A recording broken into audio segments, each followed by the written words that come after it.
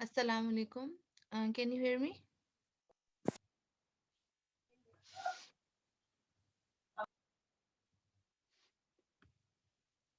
Students मेरी आवाज clear आ रही है? Yes ma'am. ओके। कैसे हैं आप सब लोग? कोर्स फाइंड अप हो गए आप लोगों के सारे? अल्लाह का शुक्र मैम, आप सुनाए। अल्हम्दुलिल्लाह।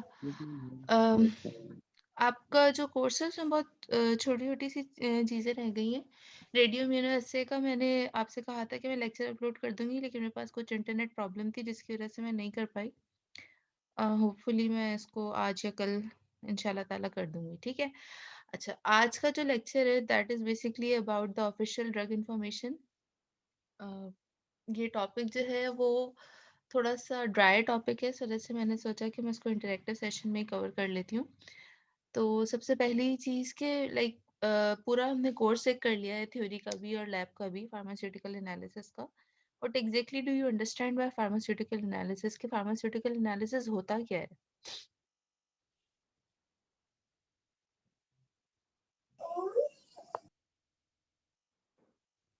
एनीवन?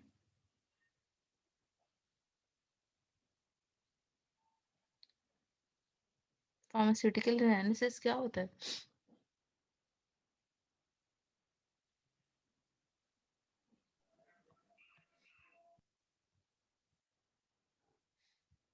मैम, जिसमें हम लोग डिफरेंट ड्रग्स की एनालिसिस करते हैं, उनकी प्योरिफिकेशन, आइडेंटिफिकेशन और डिफरेंट चीज़ें वगैरह चेक करते हैं। ठीक है।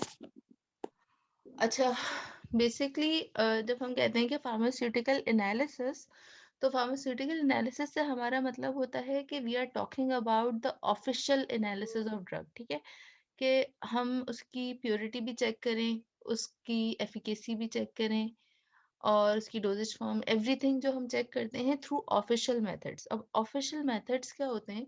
ऑफिशियल मेथड्स हमारे पास दो तरह के होते हैं, या तो वो कंपेंडियल मेथड्स होते हैं या वो नॉन कंपेंडियल मेथड्स होते हैं। कंपेंडियल और नॉन कंपेंडियल का मतलब क्या है? कि कंपेंडियल मेथड्स वो मेथड्स होते हैं जो कि फार्माकोपिया में अवेलेबल होते हैं। फार्माकोपिया क्या होती है, अभी हम इसको बाय डेफिनेशन और भी देख लेते हैं, लेकिन जनरली स्पीकिंग फार्माकोपिया जो है वो एक ऑफिशियल बुक होती है जिसमें आपके पास हर ड्रग की डिटेल्ड इंफॉर्मेशन होती है और वेरीफाइड इंफॉर्मेशन होती है, वैलिडेटेड इंफॉर्मेशन होती है, ठीक है। वो बिल्कुल ऐसी इंफॉर्मेशन होती है जिसको बहुत सारी सोर्सेस से कंफर्म किया गया होता है और उसके बाद उसको फार्माकोपिया में ऐड किया गया होता है, ठीक है। हमारे पास ऐसी बहुत सारी ड्रग्स होती हैं जो मार्केट में आ जाती हैं और वो यूज़ भी हो रही होती हैं। फॉर एग्जांपल अगर हम अभी रिसेंट डेवलपमेंट्स की बात करें तो हमारे पास जो कोरोना वायरस की वैक्सीन है that is basically being used as an emergency use medicine, ठीक है। उसको जो ऑथेंटिकेशन मिली है, जो उसको यूज़ के लिए परमिशन मिली है, that is called as EUA या इमरजेंसी यूज ऑथराइजेशन। तो बेसिकली अभी उस पे टेस्टिंग कंप्लीट नहीं हुई है कि वो फार्माकोपिया में या FDA की लिस्ट में ऐड हो सके, but still it is being used because of the necessity. जो इस वक्त हमें हमारी ज़रूरत है, जो हमारी रिक्वायरमेंट है, उसकी बेसिस पे हम उसको यूज़ ज़रूर कर रहे हैं, लेकिन अभी उसकी फार्माकोपियल वेरिफिकेशन कंप्लीट नहीं हुई, so it is still not part of a compendia और एनी ऑफिशियल सोर्स, ठीक है। तो ऑफिशियल जो ड्रग इंफॉर्मेशन होती है दैट इज बेसिकली कि आप बहुत ज़्यादा टाइम के बाद, बहुत ज़्यादा रिसर्च के बाद किसी ड्रग को या उसके मेथड्स को आप ऐड करते हैं as a official drug information, ठीक है।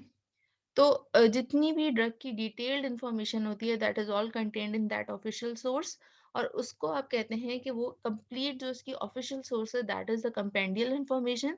और जो नॉन कंपेंडियल इंफॉर्मेशन होती है, नॉन कंपेंडियल इंफॉर्मेशन भी ऑथेंटिक होती है, वैलिडेटेड इंफॉर्मेशन होती है, लेकिन वो लोकल लेवल पे होती है। लाइक फॉर एग्जांपल, मैंने फार्माकोपिया में कोई मेथड देखा कि इस मेथड से फॉर एग्जांपल फ्लूवोक्सिमीन का आप ऐसे कर सकते हैं। फ्लूवोक्सिमीन एक एंटी डिप्रेसेंट ड्रग है, तो फ्लूवोक्सिमीन का जो ऐसे है या उसकी प्योरिटी चेकिंग है, वो आप किसी फार्माकोपियल मेथड से आप देख लेंगे किस तरह से कर सकते हैं, ठीक है। जब मैंने उसको अपनी लैब में परफॉर्म किया तो मैंने देखा कि मेरे पास वो रिजल्ट्स नहीं आ रहे। उन रिजल्ट्स के ना आने का जो रीज़न है वो मल्टीपल रीज़न्स हो सकते हैं। एनालिस्ट का एरर हो सकता है, उसके अंदर ह्यूमन एरर हो सकता है, हमने एरर्स डिस्कस किए हुए हैं। या कोई एक्सपेरिमेंटल एरर हो सकता है कि मेरे पास जो इंस्ट्रूमेंट है उसकी स्पेसिफिकेशंस वो ना हो जो फार्माकोपिया में गिवन है। तो मैं क्या करूँगी, अपने इंस्ट्रूमेंट के हिसाब से, अपनी लैब की एनवायरनमेंट के हिसाब से मैं उस पर्टिकुलर एक्सपेरिमेंट को मॉडिफाई करूँगी। मॉडिफाई करने के लिए हम उसको प्रॉपर्ली वैलिडेट करते हैं कि हम उसकी तमाम रेंजेस चेक करेंगे कि उसकी मिनिमम डिटेक्शन रेंज क्या है, एलओडी लिमिट ऑफ डिटेक्शन या एलओक्यू लिमिट ऑफ क्वांटिफिकेशन, ये सब चीज़ें मैं उसकी चेक करूँगी। और उसके बाद डिफरेंट डेज पे मैं उसकी वैलिडेशन करूँगी कि अगर फॉर एग्जांपल मैं आज परफॉर्म कर रही हूँ या मैं कल परफॉर्म कर रही हूँ या मैं वीकेंड पे परफॉर्म कर रही हूँ, तो क्या कहीं उसकी वजह से तो कोई एरर्स नहीं आ रहे डिफरेंट डेज पे परफॉर्म करनी, या एक ही दिन में जब मैंने इंस्ट्रूमेंट स्टार्ट किया उस वक्त जो मैंने रीडिंग्स ली, और जब मैंने मिडल ऑफ द डे में रीडिंग ली, और जब एंड ऑफ द डे पे रीडिंग ली, तो क्या इसमें कोई चेंजेस आ रहे हैं। ये तमाम वेरिफिकेशंस करने के बाद मैं अपने जो मेथड को मैंने मॉडिफाई किया है, that is a validated method, but it is not a part of any official source, तो हम इसको कहेंगे कि नॉन कंपेंडियल मेथड। ठीक है। अच्छा, इसी तरह से ऑफिशियल ड्रग इंफॉर्मेशन की जब हम बात करते हैं तो इसको हम 3 क्लासेस में क्लासिफाई करते हैं, which are primary, secondary and tertiary sources. आपने इससे पहले इन सोर्सेस के बारे में पढ़ा हुआ है किसी कोर्स में? Are you familiar with these sources?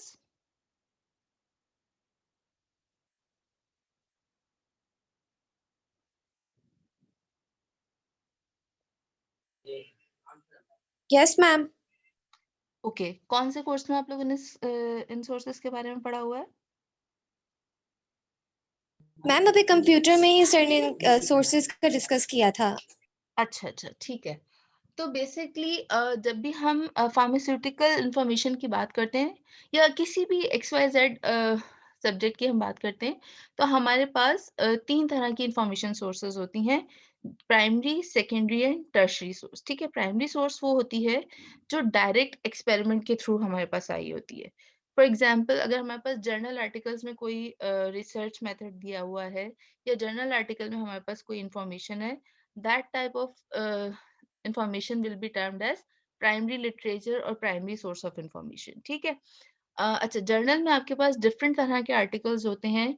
एक आपके पास होता है ओरिजिनल रिसर्च आर्टिकल, जिसके अंदर फॉर एग्जांपल मैंने कोई रिसर्च की लैब में और उसके जो फाइंडिंग्स थी मैंने उसको जर्नल में रिपोर्ट कर दिया। ठीक है, that will be a original research article. लेकिन अगर मैं डिफरेंट सोर्सेस से, फॉर एग्जांपल जैसे आपको कोई असाइनमेंट मिलता है, तो आप उसके लिए डिफरेंट सोर्सेज को यूज करते हैं, इंटरनेट को, बुक को, जो कि ऑलरेडी रिपोर्टेड सोर्सेज होती हैं, वो आपने खुद से परफॉर्म नहीं किए होते एक्सपेरिमेंट्स। तो दैट टाइप ऑफ आर्टिकल या that type of assignment will be termed as a review article, कि आपने ऑलरेडी परफॉर्म्ड रिसर्च को रिव्यू किया है और उसकी बेसिस पे अपनी कुछ फाइंडिंग्स रिपोर्ट की हैं। ठीक है। तो जो ओरिजिनल रिसर्च आर्टिकल्स हैं, that will B called as a primary source of information, और primary source of information जो होती है, that is not always authentic। ठीक है।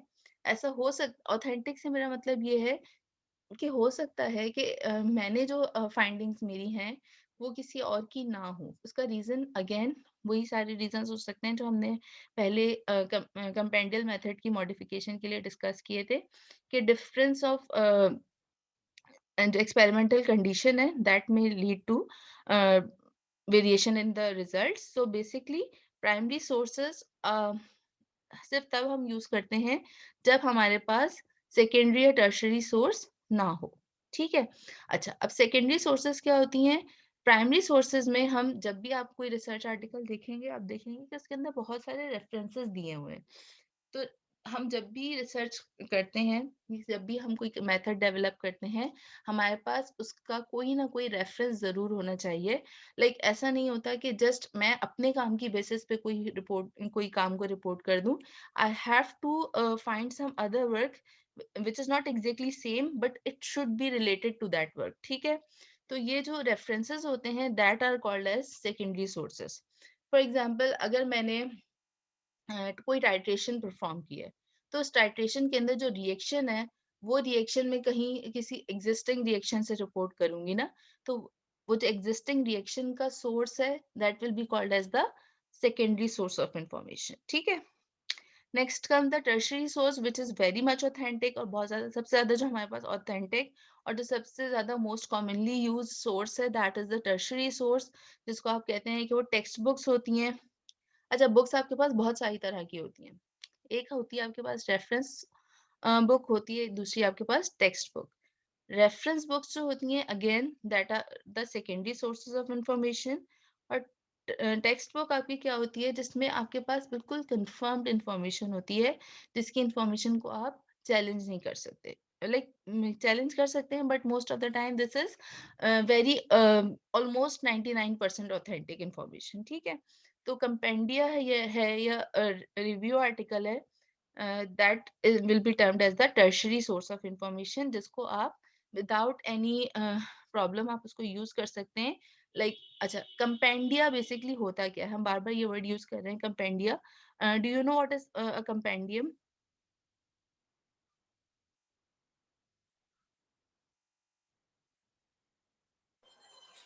मैम ऑफिशियली जो हमें मुख्तलिफ चीज़ों की लिमिट्स दी हुई हैं। अच्छा, बेसिकली मैम अगर हम ऑफिशियल इसको बाय डेफिनेशन देखें तो compendia is basically defined as a comprehensive listing of the Food and Drug Administration approved drugs and biologicals, or a comprehensive listing of a specific subset of drugs and biologicals in a specialty compendium, for example a compendium of anti-cancer treatment. Compendium basically एक general term है जो कि आप use कर सकते हैं किसी भी पर्टिकुलर एक स्पेशलिटी चीज के बारे में, और जरूरी नहीं है कि हम सिर्फ ड्रग्स की बात कर रहे हो, कंपेंडियम किसी भी चीज के हो सकते हैं। ठीक है, कंपेंडियम फॉर एग्जांपल यहाँ पे मैंने कुछ एग्जांपल्स डाली हैं कंपेंडियम की। यहाँ पे यूएस फार्माकोपिया और नेशनल फॉर्मुलरी, जिसके अंदर आपके पास ड्रग्स की सारी इंफॉर्मेशन होती है। The second one is food chemical codex. Food chemical codex जितने भी हमारे पास फूड्स में केमिकल्स यूज हो रहे होते हैं, कलरेंट्स यूज हो रहे होते हैं, फ्लेवर्स यूज हो रहे होते हैं, वो तमाम के तमाम जो उनकी कंप्लीट इंफॉर्मेशन है that is in a food chemical codex. ये भी एक तरह का कंपेंडियम है। और डाइटरी के सप्लीमेंट कंपेंडियम होते हैं आपके पास, हर्बल मेडिसिन के कंपेंडियम्स होते हैं, या कंपाउंडिंग के कंपेंडियम्स होते हैं कि आप किस तरह से मेडिसिन को कंपाउंड करेंगे।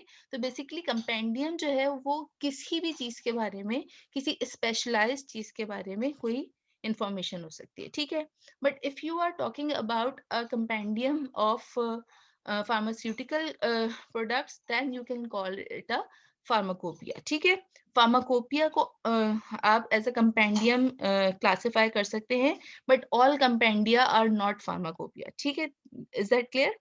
अच्छा, कंपेंडियम जो है वो सिंगुलर फॉर्म है, कंपेंडिया जो है that is a plural for that.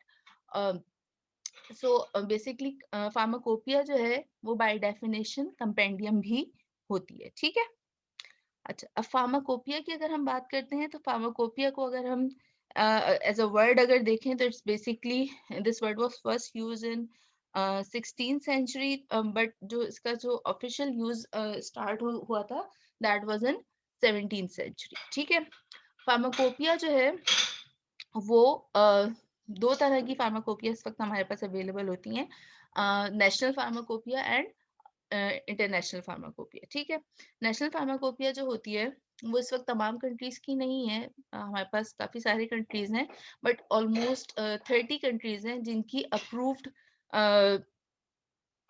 Pharmacopoeia हैं। उसके अलावा जो हमारे पास इंटरनेशनल फार्माकोपिया है उसमें से सबसे कॉमन हमारे पास जो सबसे ज्यादा यूज होने वाली है that is USP, United states pharmacopoeia. The other one is अच्छा, यूनाइटेड स्टेट्स फार्माकोपिया अब बहुत ज्यादा कॉमन हो गई है, इससे पहले जो यूज की जाती थी दैट वाज ब्रिटिश फार्माकोपिया। ठीक है, बट ब्रिटिश फार्माकोपिया का यूज अब इतना ज्यादा कॉमन नहीं रहा है, specially we are talking about Pakistan only. ठीक है, कि पाकिस्तान में जो सबसे ज्यादा कॉमनली यूज रेफरेंस्ड है वो यूएस फार्माकोपिया है। ठीक है, अच्छा, यूएस फार्माकोपिया के अलावा पाकिस्तान में इस वक्त ईपी बहुत ज्यादा यूज हो रही है, यूरोपियन फार्माकोपिया, और उसके अलावा डब्ल्यूएचओ ने एक फार्माकोपिया डेवलप की है दैट इज इंटरनेशनल फार्माकोपिया। और अगेन जिस तरह से तमाम हार्मोनाइजेशन जो हमारी कमिटीज हैं, उनका मकसद क्या होता है कि हम ग्लोबली अपने जो फार्मास्यूटिकल प्रोडक्ट्स हैं उनको स्टैंडर्डाइज कर सकें। ठीक है, कि अगर मैं यहाँ पे फ्लूवॉक्सिमीन की बात कर रही हूँ पाकिस्तान में, तो फ्लूवॉक्सिमीन के जो क्वालिटी स्टैंडर्ड्स हैं, जो उसके ऐसे स्टैंडर्ड्स हैं, वो जो पाकिस्तान में है वही सेम स्टैंडर्ड्स हों जो कि यूएस में फॉलो किए जा रहे हैं। तो इसको ग्लोबली ऑप्टिमाइज करने के लिए we have international pharmacopoeia.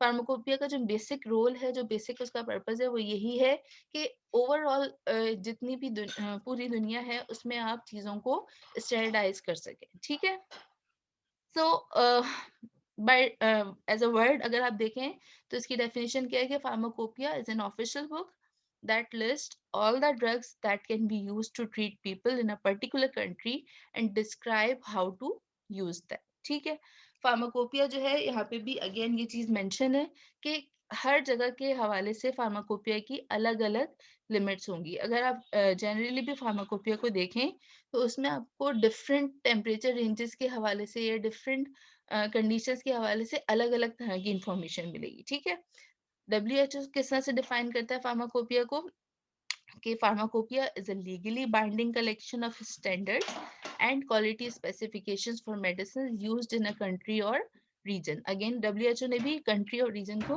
Pharmacopoeia की डेफिनेशन में इंक्लूड किया है क्योंकि इट इज वेरी इंपॉर्टेंट। जैसे जब आप इंशाल्लाह ताला जाएंगे फील्ड में तो आप देखेंगे कि जो ड्रग रेगुलेटरी है हमारी, वो अब जितनी भी हमारे पास फार्मास्यूटिकल अच्छी इंडस्ट्रीज हैं, वो तमाम इंडस्ट्रीज जो है वो जो रेगुलेटरी आपके अफेयर्स हैं उनको सेपरेटली हैंडल करनी है, क्योंकि हर रीजन के हवाले से आपके पास अलग अलग रिक्वायरमेंट्स होती हैं। हर रीजन की अपनी रिक्वायरमेंट्स होती हैं, अपने फार्माकोपियल स्टैंडर्ड्स होते हैं, जिसके अकॉर्डिंगली आप अपनी ड्रग को मॉडिफाई करते हैं, उसके एनालिसिस के रिजल्ट्स कंपाइल करते हैं और उसी को आप फिर अप्रूव करवाते हैं। ठीक है, अच्छा, उसके अलावा फार्माकोपिया में आपके पास क्या क्या इन्फॉर्मेशन अवेलेबल होती है कि pharmacopoeia covers basically pharmaceutical starting material, जो आपके रॉ मटेरियल्स हैं, that will B raw material में आपकी तमाम चीजें आ जाती हैं, आपके पैकेजिंग मटेरियल्स भी आ जाते हैं, आपके फार्मास्यूटिकल इंग्रेडिएंट्स भी आ जाते हैं, एक्सीपिएंट्स भी आ जाते हैं, तमाम चीजें उसके अंदर इंक्लूडेड होती हैं। ठीक है, उसके अलावा एक्सीपिएंट्स की इंफॉर्मेशन उसमें होगी, इंटरमीडिएट्स की इंफॉर्मेशन होगी कि अगर ड्यूरिंग फॉर एग्जांपल ग्रेनुलेशन का प्रोसेस है, ग्रेनुलेशन में आपके पास जो है वो ड्रग को आपको समटाइम्स वेट करना पड़ता है, तो कहीं वेट करने की वजह से उसमें हाइड्रोलिसिस तो नहीं हो जाता, उसमें कोई प्रोडक्ट तो नहीं बन जाती, even that information will also be covered in a pharmacopoeia. ठीक है, उसके अलावा फिनिश फार्मास्यूटिकल प्रोडक्ट्स जो कि आपके पास मार्केटेड प्रोडक्ट्स होती हैं, वो उसकी इंफॉर्मेशन फार्माकोपिया में अवेलेबल होगी। सो बेसिकली फार्माकोपिया जो है वो ओवरऑल आपकी जितनी भी इंफॉर्मेशन है उसको कवर करेगी। ठीक है, अच्छा, मैंने यहाँ पे एक लिंक दिया हुआ है इंटरनेशनल फार्माकोपिया का। इंटरनेशनल फार्माकोपिया को आप यहाँ से एक्सेस कर सकते हैं जब भी आपको किसी ड्रग की डिटेल्ड इंफॉर्मेशन चाहिए हो, उसके यूज के बारे में, उसके एसे के बारे में।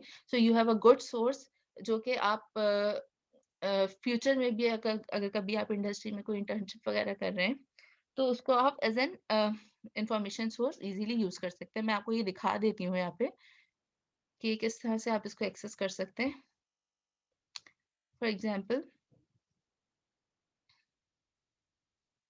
ये आपके पास एडिशन है, ये सबसे रीसेंट एडिशन इस वक्त हमारे पास यही वाला है, 9th एडिशन इंटरनेशनल फार्माकोपिया का, और इसको एक्सेस करना बहुत आसान है। इसको आप देखें,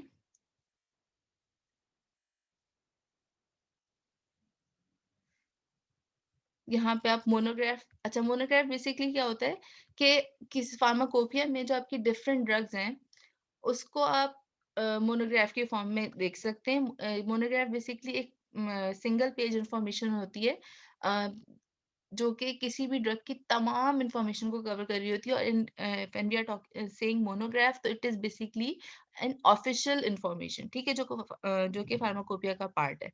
अब मोनोग्राफ इन्होंने 3 तरह की उसमें डिवाइड किए हैं, फार्मास्यूटिकल सब्सटेंसेस के मोनोग्राफ हैं, डोजेज फॉर्म्स के मोनोग्राफ हैं और रेडियो फार्मास्यूटिकल्स के मोनोग्राफ हैं। यहाँ पे हम इंडिविजुअली भी ड्रग्स के नेम से भी उसको एक्सेस कर सकते हैं। फॉर एग्जांपल, अगर हम जस्ट रैंडमली हम देख लेते हैं कि एसाइक्लोविरिक एंटीवायरल ड्रग है, तो उसका हम देखते हैं कि मोनोग्राफ में क्या-क्या इन्फॉर्मेशन होती है, ठीक है? मोनोग्राफ में सबसे पहली चीज़ जो दी हुई है वो उसका केमिकल स्ट्रक्चर है, then we have the molecular formula and the molecular mass, जो भी उसकी सारी जनरल फिजिकल इन्फॉर्मेशन है that is given in the monograph, ठीक है? उसके बाद उसके आइडेंटिटी टेस्ट दिए हुए हैं कि किस तरह से आप इसको आइडेंटिफाई करेंगे कि ये जो गिवन आपके पास पाउडर है या जो गिवन कंपाउंड है दैट इज एसाइक्लोविर। तो इसके लिए उन्होंने डिफरेंट तरह के टेस्ट दिए हैं। फॉर एग्जाम्पल, अच्छा, इसके अंदर जो फार्माकोपियल मेथड्स होते हैं इसमें आपको एग्जैक्ट वॉल्यूम्स, एग्जैक्ट वेट भी आपको गिवन होते हैं, क्योंकि ये बहुत ही रिपीटेडली वेरीफाइड टेस्ट होते हैं जिनको आप इजीली यूज कर सकते हैं आइडेंटिफिकेशन के लिए। फॉर एग्जाम्पल, अगर आप इसको देखें कि dissolve about 10 milligram of the test substance in 5 ml of sodium hydroxide, और सोडियम हाइड्रोक्साइड की भी स्पेसिफिकेशन आपको गिवन है कि वो 0.1 मोलर होना चाहिए, ठीक है? तो ये सारी इंफॉर्मेशन आपके पास फार्माकोपिया में अवेलेबल होती है। फिर उसके बाद आपके पास डिफरेंट तरह के टेस्ट गिवन है जो कि आप उस ड्रग के ऊपर परफॉर्म कर सकते हैं। ऐसे मेथड गिवन है कि आप उसकी प्योरिटी किस तरह से टेस्ट करेंगे, उसमें कौन कौन सी इम्प्योरिटीज प्रेजेंट हो सकती हैं, वो इसकी सारी इंफॉर्मेशन विद स्ट्रक्चर, ठीक है? क्योंकि जब हम फार्मास्यूटिकल प्रोडक्ट को चेक कर रहे होते हैं तो हमारे पास उसमें कोई ना कोई इम्प्योरिटी प्रेजेंट हो सकती है because of the manufacturing process. कि सिंथेटिक अगर कोई ड्रग होती है तो उसमें आमतौर पे मैन्युफैक्चरिंग इम्प्योरिटीज प्रेजेंट होती हैं। तो उन मैन्युफैक्चरिंग इम्प्योरिटीज की हमारे पास कुछ लिमिट्स होती हैं जिनको हमें फॉलो करना होता है कि वो उस लिमिट से एक्सीड ना करें। तो उस अगर तो हमारे पास जो इम्प्योरिटीज हैं वो according to the pharmacopoeial limits हैं और वो वही इम्प्योरिटीज हैं जो हमें ऑलरेडी फार्माकोपिया में गिवन है, then we are not much more concerned about those impurities. हम इजीली अपनी ड्रग को फॉर्मुलेट कर सकते हैं विदाउट प्यूरिफाइंग इट फर्दर, क्योंकि समटाइम्स हमारे पास प्यूरिफिकेशन जो है वो 100% अचीव करना पॉसिबल नहीं होता है। 100% प्योरिटी आपको पता है कि बहुत ही रेयर है कि 100% कोई चीज आपको प्योर मिल जाए, ठीक है? अच्छा, ये आपके कुछ इंपॉर्टेंट टर्म्स हैं जो हमने डिस्कस की हैं with respect to official drug information. हमने कंपेंडियम के बारे में डिस्कस किया, फार्माकोपिया के बारे में हमने देखा कि फार्माकोपिया क्या होता है। फार्माकोपिया में अभी हमने एक मोनोग्राफ देखा कि मोनोग्राफ किस तरह के होते हैं। और the last term we have is formulary. Formulary जो है बेसिकली फॉर्मुलरी, अब तक हमने जो कंपेंडियम, मोनोग्राफ और फार्माकोपिया डिस्कस किए हैं, फॉर्मुलरी उससे लेस ऑफिशियल एक बुक होती है। इसमें बेसिकली क्या होगा कि हर इंस्टीट्यूट की, हर ऑर्गेनाइजेशन की अपनी एक फॉर्मुलरी हो सकती है। उसकी बहुत ज़्यादा लीगल रिक्वायरमेंट्स नहीं होती कि उसके लिए आपको गवर्नमेंट अप्रूवल्स नहीं चाहिए होते। आप अपनी लोकल लेवल पे भी फॉर्मुलरी को डेवलप कर सकते हैं, ठीक है? तो फॉर्मुलरीज आप एज अ हॉस्पिटल में अगर आपने अब तक कोई विजिट्स वगैरह किए हो तो आपको पता है कि हॉस्पिटल फॉर्मुलरीज सबसे ज़्यादा हमारे लिए कॉमन फॉर्मुलरीज हैं कि डिफरेंट हॉस्पिटल्स अपनी नीड के हिसाब से एक लिस्ट ऑफ ड्रग्स बनाते हैं जिसके अंदर जेनेरिक और ब्रांड नेम दोनों होते हैं, ठीक है? और उसकी जो क्लासिफिकेशन होती है फॉर्मुलरी में, हमेशा क्लासिफिकेशन बेस करती है on the basis of therapeutic class. हमेशा हम देखते हैं कि for example if you are talking about antibiotics, तो एंटीबायोटिक्स में हमारे पास हमारी पर्टिकुलर ऑर्गेनाइजेशन कौन कौन सी एंटीबायोटिक्स अपने पास रखेगी, that will be a part of formulary. और अच्छा, फॉर्मुलरी में आपको बेसिक फॉर्मुलरी जो है वो आपको बहुत ज्यादा इंफॉर्मेशन नहीं दे रही होती। It is just a list of medicines that would be available in that particular organization. ठीक है? यहाँ तक क्लियर है? आज के लेक्चर में ऐसी कोई चीज जो आपको समझ में ना आई हो? मैम ये फॉर्मूलरी रिपीट कर दें।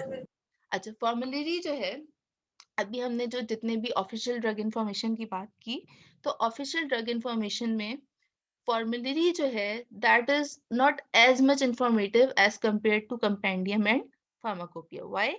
Formulary is basically just a list of drugs जो कि किसी पर्टिकुलर ऑर्गेनाइजेशन में या किसी इंस्टीट्यूट में या किसी कंट्री में अवेलेबल होगी। फॉर एग्जांपल, अगर हम नेशनल फॉर्मुलरी ऑफ पाकिस्तान की बात कर रहे हैं, तो national formulary of Pakistan basically वो ड्रग्स होंगी जो कि पाकिस्तान में अवेलेबल होंगी, ठीक है?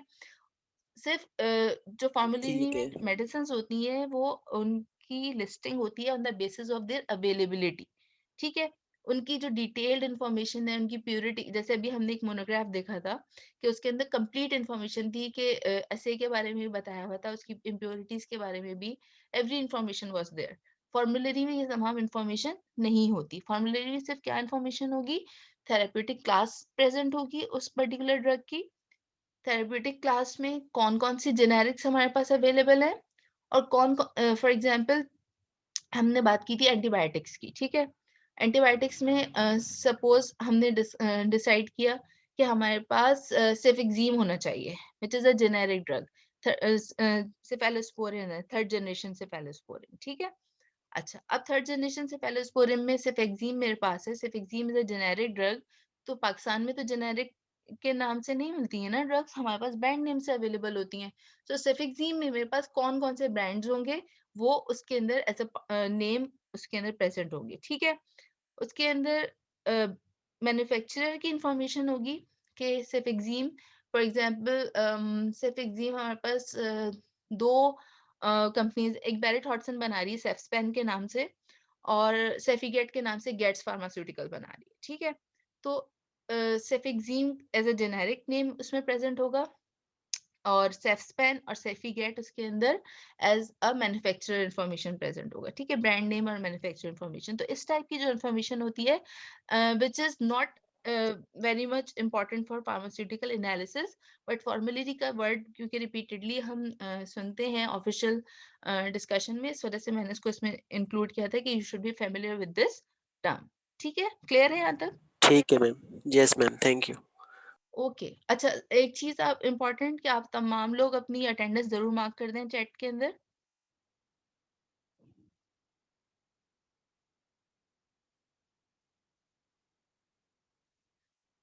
अच्छा, और उसके अलावा एक इम्पोर्टेंट चीज़ और है कि एलएमएस पे जो आपकी जब आप एलएमएस को एक्सेस करते हैं, तो कुछ पे ऑलरेडी जब आप उसको व्यू करते हैं, तो उसपे चेक बॉक्स आ जाता है, उसपे आपको खुद से चेक मार्क नहीं करना होता। बट जिन चीज़ों को आपको खुद चेक मार्क करना है, वो आप उसको काइंडली देख लें कि आपने तमाम उसको चेक मार्क कर लिया है, क्योंकि जब हम एलएमएस की इवैल्यूएशन कर रहे हैं, तो उसमें ये चीज़ इम्पोर्टेंट है कि सिर्फ व्यू करना इनफ नहीं है, अगर उसके आगे चेक बॉक्स लगा हुआ है, जिसको आपने मैन्युअली क्लिक करना है, that is basically your attendance, कि आपने वो पर्टिकुलर आइटम व्यू कर लिया है और पर्टिकुलर कंटेंट को आपने एक्सेस कर लिया है। So that is very important. तो आप उसको ये अभी जो 3-4 दिन है, आप इसमें इसको चेक कर लें कि जितने भी चेक बॉक्सेस हैं, वो आपके सारे मार्क्ड हैं। ठीक है? Yes ma'am. Okay. Any more questions? Ma'am जो पिछले लेक्चर्स थे उनमें से पूछना है। अच्छा, आज एक्चुअली मेरे पास थोड़ा-सा टाइम लिमिट का इश्यू है, तो मैं इंशाल्लाह ताला फ्राइडे को एक और सेशन रखूँगी, तो उस दिन हम इसको रख लेते हैं, ठीक है? थोड़ा-सा टाइम का ओके इश्यू मैम। है। मैम कल जो सेशन होना है वो हमारा लैब का है? कल का सेशन लैब का है, ओके मैम, थैंक यू। ठीक है? अटेंडेंस मार्क हो गई सब लोगों की? क्योंकि I can see only 28 names here और पार्टिसिपेंट्स 36 आ रहे हैं।